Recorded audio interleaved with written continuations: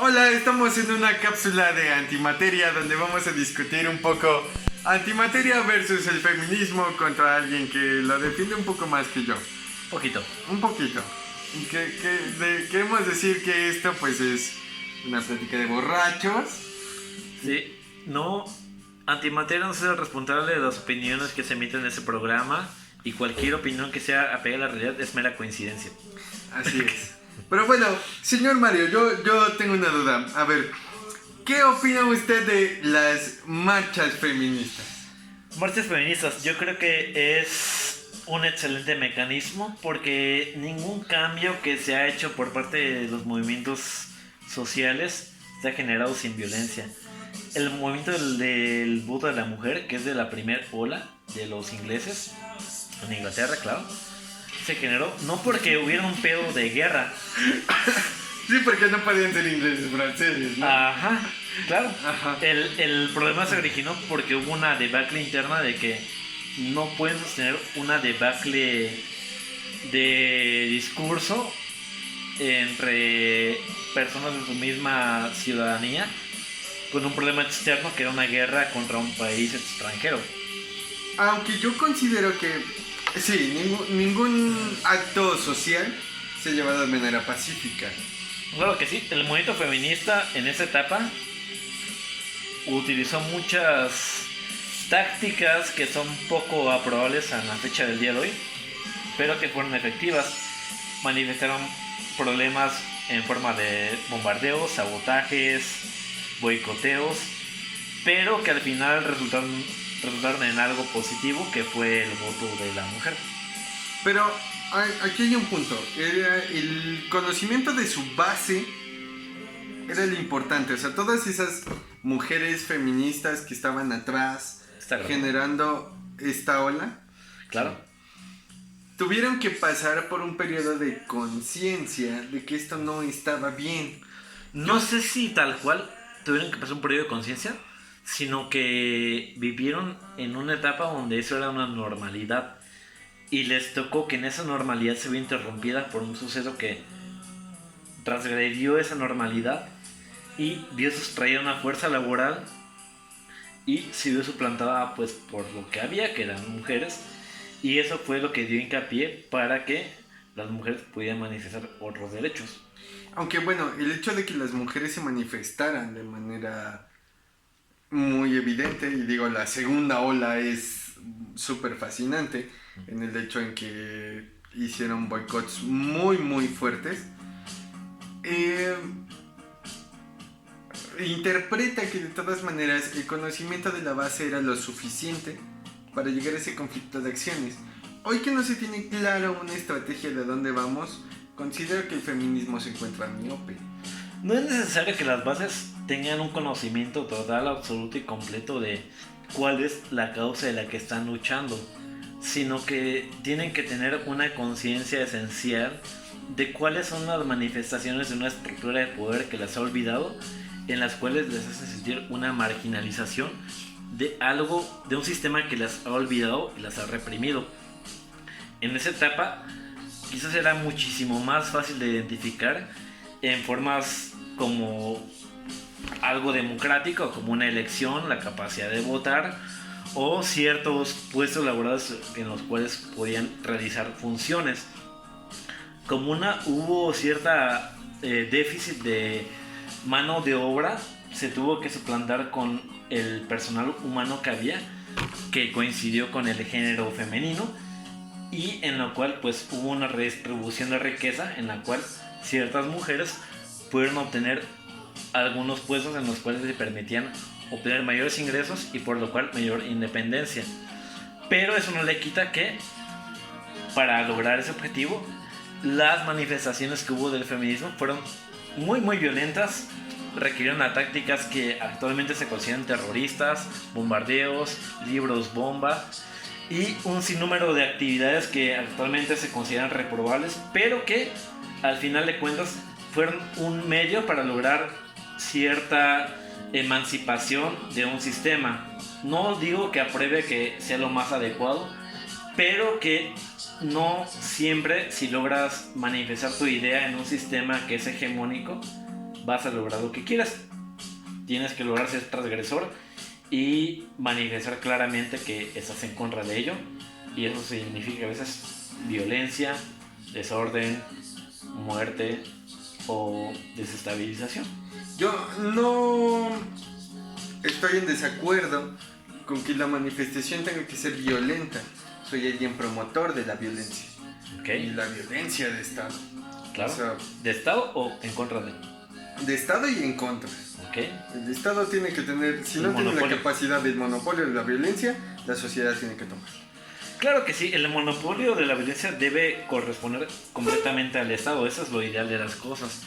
Pero ¿qué tal cuando algo, un concepto, una idea o una manifestación de un deseo conjunto de cierta población de personas que corresponden al Estado van en contra de lo que el Estado desea, procura y quiere? Tienen que realizarlo a través de una manifestación que va en contra de lo que el Estado quiere, porque el Estado requiere ciertas cosas y si tú estás en contra de ello, no hay otra manera más sofisticada de decirla que estar en contra de una manera más activa. Y si estás en contra de una manera más pasiva, ya sea en forma de manifestaciones, de un boicot tal cual, estás limitado a condiciones económicas, a condiciones sociales, a condiciones culturales, y eso te limita en lo que puedes impactar en contra de ese sistema. Yo por eso creo que, a pesar de lo que a mí no me agradan las manifestaciones actuales en contra del heteropatriarcado fálico cisgénero machista, que sí se vive realmente, pero creo que sí es actual y si es presente. Hay mujeres que ganan menos que nosotros, hay mujeres que les portan derechos en contra de los hombres, hay mujeres que tienen una cualidad cultural menor en cuanto a los hombres porque el simple hecho de que tengan un aparato reproductor les hace restar puntos en cuanto a la meritocracia que se obtiene actualmente. Les dice que son menos porque son ya sea o fáciles o flojas o huevonas o que son adeptas a que alguien más los mantenga. Las involucra dentro de un sistema que ya está sofisticado y que las puede asimilar. Y creo que es una buena manera de manifestar que ese sistema puede ser, en el mejor de los casos, o perfeccionable, o en el más prolífico, a mi parecer, o más ideal de los casos, puede ser derrocado. Yo considero que, bueno, el sistema no es perfecto, tiene que irse mejorando conforme ciertas etapas. Claro. Repruebo profundamente el hecho de las exacerbadas manifestaciones a los monumentos. No porque sean un elemento de manifestación, sino porque son logros de anteriores situaciones históricas. Claro. A mí se me hace contextualmente en México, claro, que dañar el hemiciclo a Juárez es un daño a la nación, evidentemente, y demasiado duro y bruto en algunos de los casos. Aunque creo que también es por desconocimiento de las bases. En las bases tenemos tres facciones: las radicales, las afines y las moderadas. Claro, cada una es muy importante. Cada una, pero si una... ¿Quieres hacer un paréntesis? Sin a favor o en contra de nadie. Radical a veces se usa como un término peyorativo o malo, pero que algo sea radical no implica que sea algo ni bueno ni malo, sino que simplemente se va a la raíz de algo. Si llevaron una buena educación básica, secundaria o preparatoria, la raíz de algo es un radicando, y la radicalización de algo es que obtienen de donde se obtiene una cosa. No implica que sea algo malo, sino que es un fundamentalismo. Puede sonar también negativo, pero es la base de que obtienes una idea, y eso es algo que parte para muchas ideologías. Paréntesis cerrado. Aunque considero que esa ortodoxia es buena, en el aspecto en que la base debe conocer cuáles son los preceptos fundamentales del crecimiento a donde va su movimiento, Pero dejamos de perder a veces de lado la contextualidad. El contexto es muy importante debido a que hay grandes logros del feminismo. A lo largo de estos 24 meses, que son 2 años, tenemos la ley Olimpia, Sí. que es un gran reflejo de las denuncias ciudadanas a aquellos que están mermando en el trabajo. Claro. Puede ser denunciable. La ley Olimpia Pero- es algo muy importante, claro. Es muy importante, hay grandes logros, Claro. en esos tenemos un avance como sociedad. Claro, porque es muy fácil decir que yo no soy un machista porque yo no violo, abuso o me burlo de mujeres, Ni mato. ni las matas. Pero, ¿qué pasa cuando tú como hombre tienes un grupo de packs o te pasas fotos de tus amigas o así? Eso es realmente una regresión a otra persona y que lo compartes y representa un disfrute individual, pero una marginalización del derecho de alguien más, su derecho a la privacidad y una regresión a una confianza que alguien a ti te dio. Aquí hay algo muy Eso es importante. una violación. Yo, por ejemplo, donde considero el feminismo tiene muchas cosas importantes. Las más rescatables es la equidad, el derecho a la mujer, que se ha perdido a lo largo de 2000 años de machismo, si son conocidos. Pero también 2000 años. 2000 años conocidos. Hacia atrás, bueno, pues... Bueno, hablamos de una ideología judio-cristiana. No hablaremos de las sociedades matriarcales del África porque sería particularizarnos Bueno, en hitos de la historia muy yo, al menos pequeños. yo pongo mi granito de arena como producto y defecto de una sociedad heteropatriarcal falocigénica machista. Soy un subproducto de lo que se llamaría catolicismo y una subvertiente que se llamaría ateísmo, pero en lo vagamente escaso que yo entiendo, creo que Jesús manifestó un aprecio y un agrado y una empatía a una persona que actualmente es una profesión muy marginalizada, muy sesgada y muy... ¿Cuál sería la palabra? Estigmatizada. Sí, estigmatizado. O sea, muy mal estigmatizada, que es la prostitución. A mí no me da vergüenza decir que Jesús pudo haber tenido, por los registros históricos, una cónyuge o no, que era una persona que se dedicaba a ser una trabajadora sexual. A mí, igual y yo estoy muy mal. Yo creo que ese es un muy buen precepto de la tradición judeocristiana. Qué malo que actualmente se vea mal, pero creo que es algo muy positivo porque al final de cuentas Jesús manifestaba en esa época que no importaba ese camino de vida que te hubieras escogido, porque al final de cuentas era una opción más de lo que puede ser, que tampoco era mucho, era un pescador carpintero. Yo considero que en el crecimiento histórico podemos tener un desarrollo donde sí, el heteropatriarcado dominó. Fálico, cisgénero, machista. Fálico, cisgénero, machista. Pero con lo que yo no concuerdo son con las expresiones contemporáneas del siglo XX. Ah, claro que no, O sea, para nada puedes aplicar un revisionismo histórico. No, Claro, un claro. revisionismo histórico sería absurdo porque Claro te que no. pondrías a discutir absurdos del pasado con absurdos del presente. Claro que no puedes aplicar eso, pero puedes aplicar dogmas que aplicaron ese mismo sistema con dogmas que se aplican en la actualidad.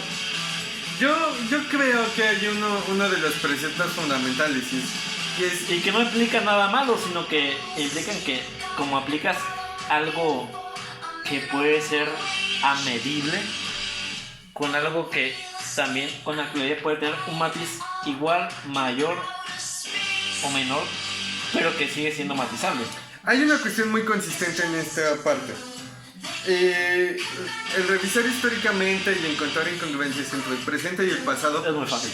es muy fácil y no Claro nos que va a sí. llevar a nada. Claro que sí, es muy fácil. Pero La en antes este era- momento, La gente antes era más básica en conceptos. cualquier movimiento social debe abocarse exclusivamente a su contexto, con preceptos universalistas, claro, de crecimiento, de desarrollo. Claro, con conceptos éticos, no morales. Pero si no hay una claridad de crecimiento, por ejemplo, tomemos en cuenta la equidad. Tú tienes la equidad como baluarte, pero no tienes una perspectiva de aplicar métodos en el presente para construirlos a futuro, vas a quedar en el mismo punto, porque solo habrás peleado un derecho vacío que no tiene una aplicación práctica. Cuando rayan, cuando forman, como en cualquier movimiento social, o sea, no específicamente el feminista, se desvirtúa. Y obviamente va a haber haters patrocinados por el Estado, pero no que no permitan su pleno desarrollo. Y el hecho de que se apaguen por una opinión social es también porque el conocimiento de la base no es lo suficiente para llegar al desarrollo de ese proyecto. Hoy tenemos quizá feministas que trabajan en la Cámara de Diputados por las leyes pro la mujer, pero en los métodos particulares tienen un ojo miope para seguir desarrollando cuestiones. Hoy pelear con el hombre tampoco es ganar. Mira, es que creo que no es. Aunque pareciera que la batalla actualmente de las feministas es contra el hombre, creo que no es tal cual. Creo que luchan contra, al menos en la temporada en lo que se graba esto y en la temporada en lo que sucede esto, en un marco histórico de 2020, pandemia, de octubre a marzo, para delimitar lo más que se pueda, porque el contexto histórico es muy amplio. Creo que se lucha por algo muy específico, que es, para empezar, con el aborto con 3 causas muy específicas, que es un aborto legal, seguro y gratuito. Yo creo que eso no es ningún problema. A veces el argumento del ala machista nacional en nuestra jurisdicción, que es México, se enfoca en decir que ¿por qué protestan por eso si esto es legal? Claro que es legal, pero en una circunscripción muy delimitada, que es la Ciudad de México. Pero México es más grande que la Ciudad de México. Hay otros 31 estados que conforman parte de este gran país de más de 120 millones de habitantes, que tienen problemas con este tipo de discusiones jurídicas. Y uno podría quizás vertirse a la parte más fácil de decir de que, bueno, es que al final de cuentas cada mujer con su edad reproductiva que tenga es capaz de decir tal cosa o no.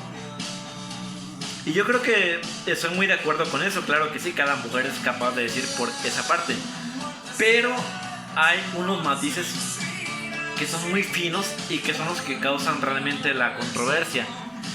México es de los principales países de embarazo infantil, y eso se mimetiza con un problema que se trata de disociar, un problema típico. Se disocia la culpa de la víctima, y en vez de decir que México son los principales países que los hombres adultos con capacidad reproductiva embarazan menores de 18 años, se manifiesta en que hay una de las mayores tasas de que mujeres de menos de 18 años se embarazan por condiciones adversas, diversas e inexplicables. Ese es un punto interesante que manifestar. No implica que todos los casos sean así, pero es un punto muy sensible a tocar, y que eso te da un matiz para el cual puedas contrastar en que hay, claro que sí, hay manifestaciones que tienen en cuenta personas, humanos que tienen un alto nivel, claro, intelectual, cultural y filosófico, que por su libre desarrollo de naturaleza y lo que quieras, por accidente, por no ser precavidos, tuvieron una condición de embarazo, y que lo moralmente obligatorio, claro, sería que se hicieran responsables de ese problema. Aquí, por ejemplo, ese es Pero... un detalle. Yo quisiera hacer un paréntesis. Híjole, el aborto es un tema muy difícil. Claro que sí, yo por eso no lo trato de abordar de ningún tema en específico, pero yo quiero matizar de que, claro, se lucha por esto. Hay tal caso que es una estadística, al menos en México y en América Latina. ¿Sabes cuál es la estadística en América Latina del embarazo más joven del mundo? Una niña peruana que tuvo... ¿Son 8 años? No, una niña peruana tuvo su parto a los 4 años. Hasta cabrón. Fue embarazada a los 4 años. No tuvo interrupción legal porque era Perú y tuvo su hijo. Pinches peruanos no la deben. Aparte de Laura Bozzo, Y güey. comen llamas. Pero fuera del mame, o sea, eso te hace abrir un abanico de como al final de cuentas no puede ser tan métrico en la vida, ni como una persona que esté en contra y una que esté a favor. Va a haber un punto donde llegas a algo en común con ambas partes. ¿Qué tan ético, porque ni siquiera moral, es que un ser humano con sexo femenino a los 3 años esté embarazada por muy probablemente su familia, porque no sabemos qué fue lo que pasó? La niña se llama Marina, fue de Perú y tuvo su hijo y está vivo y todo bien, marginalmente, porque claro, ¿Tiene 4 años? no, ya tiene como 40. Bueno, pero en ese tiempo, Ajá, claro. tener un hijo a los 5 años con 1 año, Ajá. no creo que la Claro, pases bien. porque marginalmente, pues, no puedes decidir que una persona en cierta región geográfica va a lograr algo, porque eso lo introduce otra problemática que es igual, mayor o más grande, que es una marginalidad social, económica y social, que es lo que le llamamos un neoliberalismo. A ver, Mario, hay una parte en la que quiero poner muy Pero no es claro. su culpa, o sea, ¿Tú lo que eres pro aborto? Yo no es que yo sea pro aborto, porque a mí no me toca esa discusión así, o sea, yo no soy mujer, o sea, y no es porque yo me libere de que, yo soy mujer y a mí no me toca. Les toca el pedo a ustedes. No. Básicamente sí, pero no. Si yo fuera mujer, me tendré una responsabilidad moral muchísimo más grande. Para mí, claro que no es para mí la responsabilidad al 100%, porque hay consecuencias biológicas, físicas y mentales que no son equitativas para ambos sexos. Van cargadas más hacia un lado, y ese es el problema. Y así como y van evolucionando a tal punto, no lo vean como algo previo, neandertal, de que antes la gente no veía televisión y se apareaban y tal. No, véanlo como algo más real, abstracto y fundamental. En cualquier entrevista laboral, a mí como hombre, prácticamente no me van a preguntar si me voy a embarazar. Me preguntan si al caso, si tengo familia. Y si yo tengo familia, a mí como hombre, Tus dependientes. tengo dependientes económicos y me dan preferencia porque a esa persona tiene un punto donde ser agarrado y ser susceptible a presiones. Pero si yo fuera mujer, tendría una suscepción muchísimo más sensible y más chantajista y que no es una sola pregunta, son más de una. ¿Piensas tener familia? ¿Estás embarazada y tienes hijos? Cualquiera de esas 3 opciones te va a sesgar el ámbito laboral en lo que quieras trabajar. Claro, va a haber muchas empresas en las cuales te lo pueden aceptar y les va a valer, porque tienen la capacidad económica y productiva de satisfacer esa mano de obra en la cual te van a contratar a ti. pero en América Latina esa capacidad está muy marginalizada y lo único que vas a desembocar es que no te van a contratar y van a tener una problemática en la cual tú o estás como mujer, porque como hombre no habría tal cual problema. Como mujer te van a poner esa problemática de que estás planeando tener familia. ¿Eso qué implica? Que tú como mujer vas a estar 2 días. No, semanas.